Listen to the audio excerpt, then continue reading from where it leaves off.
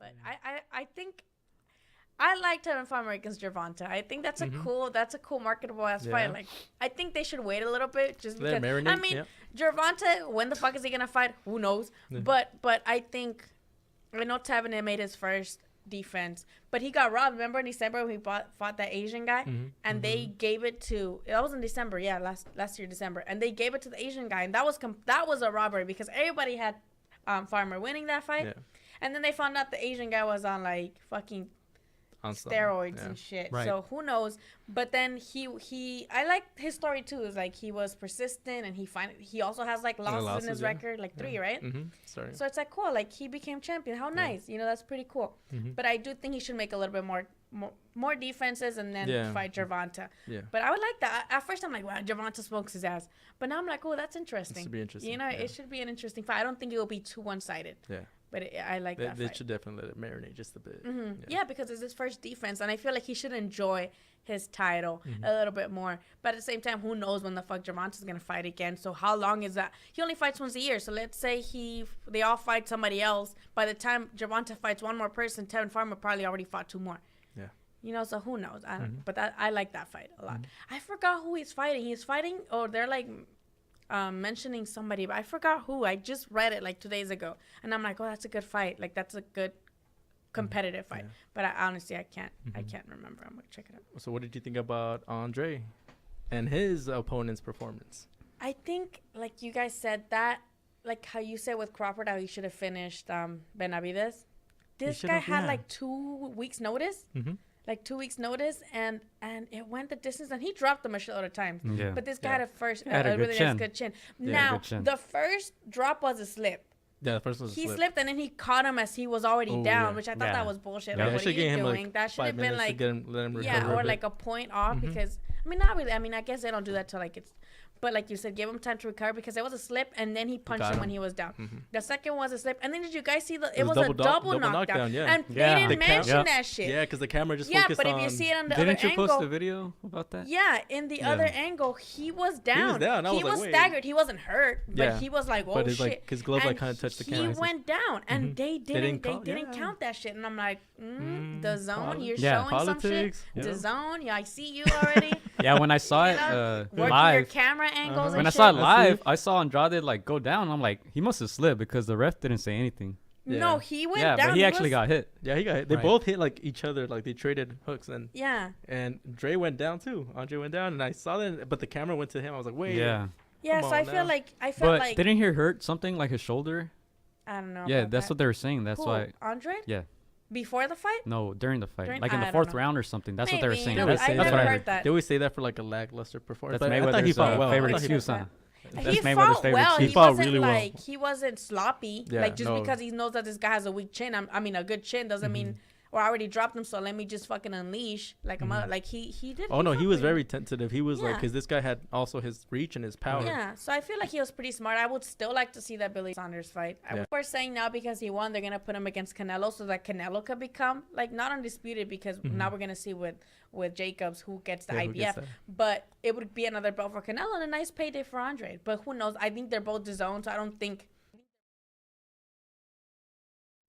Eddie Hearn would be the type to just throw the guy under the bus just because Canelo's the biggest star. You know, he's not Bob Arum.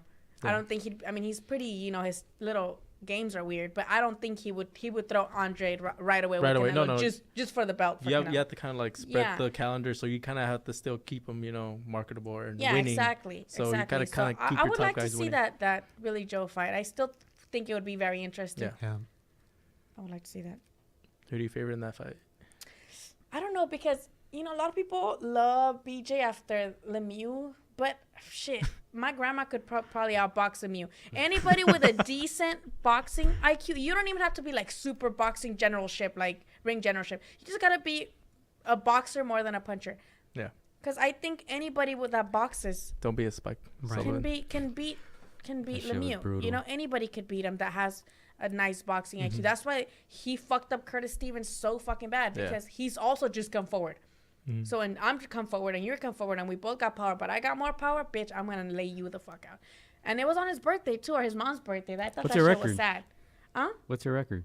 No, I don't fight. I'm a fight. But you know what I mean? Like, Lemieux does have power, but that's it. He is just a power man. He doesn't He doesn't have any ring generalship. He doesn't. Mm-hmm. So people are like, "Oh, look how Billy Joe made him look stupid." Yeah. He did, but it's Lemieux. I guess his biggest fight is with I know who you're talking about. The other British, the one with his guy. Dad. Yeah. The dad, I forget his name, but you know who the fuck I'm talking about. The super middle, Eubank. Yeah. That's his best win, I think, in my opinion. But so who would win that fight? Because Andre, we don't know much of him because he's so inactive, or he wasn't active for so long. But he's pretty good. Like, he's pretty good. I think I would like to see him against the Charlos too. I think that's a more toe-to-toe fight. I think with Billy Joe it would be more of a chess match. I think they would both be very tactical. Yeah, I was looking forward to seeing that fight. So we were kind of bummed when that fight fell through. Oh my God! I looked up Tevin Farmer, and the first thing it says Tevin Farmer eyes. No, oh, come on, man. Put some respect on it. He's keeping his eye on the prize. Is that what they said? This is something like he has a good eye for whatever, and I'm like, oh God. They said something like, oh, he's looking one way, but he's telegraphing his shots the other way. I'm like, no. That's why he's a better champion, because he has to like work with his eye. Like, look, that's so mean. Yeah, some boxers have like their little things. I remember Leo had his little hand tick. Yeah. Yeah. What Leo? The KD free throws. He has a what? He had his little hand. He would like kind of like. So every time he threw, he would like reset his hand, but do like a weird movement. Like I never noticed that. Does he still do that? I haven't seen that lately. I don't think so. Not so much. I don't know. Leo Santa Cruz, Abner Maros. I mean, this was just all action. Both of these guys throwing a number of punches.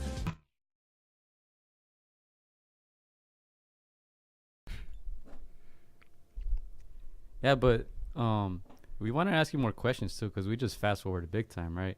You were talking about boxing growing up. What else can we ask her? I don't know. You know more. What was what's your most memorable fight growing up?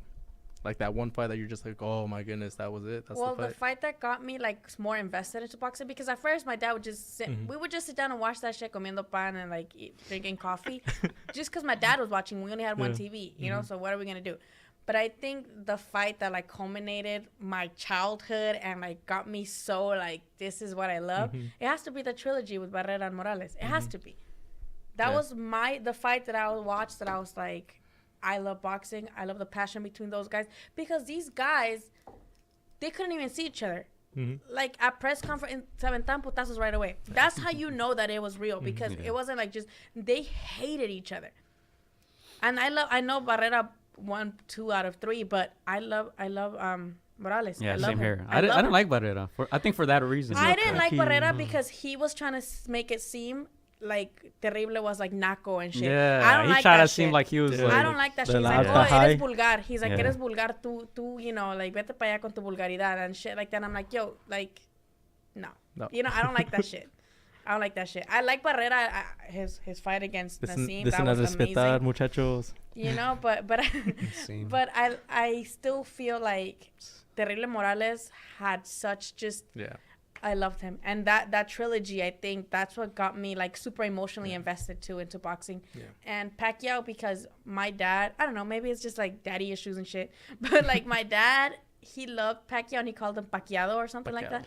Every Mexican says. He's like, oh, Pacquiado, and I remember like that's why I love Pacquiao too, because like it reminds me of my dad. You know, and it reminds me of like, oh, I had such a good, you know, shit growing up watching boxing and bonding with my dad. Yeah. So now I don't know shit about my dad now, but I'm like, ooh, like Pacquiao. And even though I love Pacman-Marquez since the beginning, right? I love those fights too. You know, with Pacquiao versus, I think Pacquiao, you know, should have not won some of them. You know, but it had to happen. It's interesting because we talked about that in previous shows, the most memorable fights, and I mentioned that fight, the first one. Remember, Marquez went down 3 times. Yeah, and then he and that's the only reason what? A tie. It was a tie, right? Yeah. I think that was the fight when one of the judges messed up. He was supposed to score the first round like 10-6, but he scored it 10-7. So Pacquiao was supposed to win that fight. Yeah. Most people don't remember that shit, but yeah. Yeah, it was a tie. That fight was And that's what, like, I remember I watched a shitload of interviews from, like, back in the day. Because, again, when I came into this country, we discovered dial-up internet. We had no idea what internet was in my rancho. Like, my rancho's 500 people. Damn. We had no idea internet existed. So when we got here, we're like, oh, what do you mean? Have you gone back lately? Yeah, in April. But I was like, oh my God, there's internet, and I would just sit there on YouTube and watch like interviews. And I remember that interview with Pacman-Marquez where he says like, I wanted to quit. I didn't know if to quit or not after being dropped that many fucking times. You know, like that's has to be very like disheartening in your mind. And we also mentioned the ref, like the ref let it go on too after the 3 knockdowns. Yeah, like he. I thought it was over. Yeah, but there's no really 3 knockdown rule either. So it just depends. But I remember that shit exactly. That we were in my living room, we were watching the fight.